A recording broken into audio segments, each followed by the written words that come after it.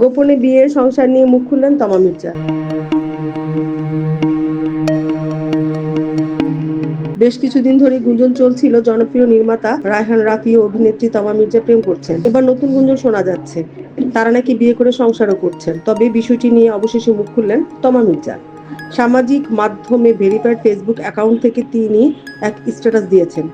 তমা লিখেছেন, আমি সংবাদ মাধ্যমকে এই ধরনের বিভ্রান্তিকর অপ্রয়োজনীয় গুজব ছড়ানো থেকে বিরত থাকার জন্য দৃঢ়ভাবে অনুরোধ করছি।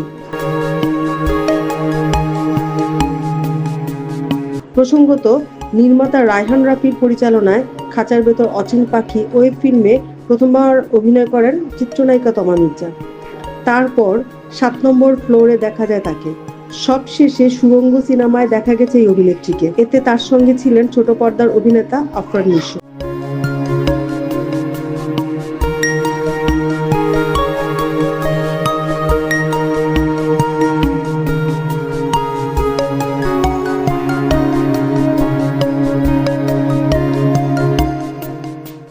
শাহনাজ পারভীন, দৈনিক সূর্যোদয়।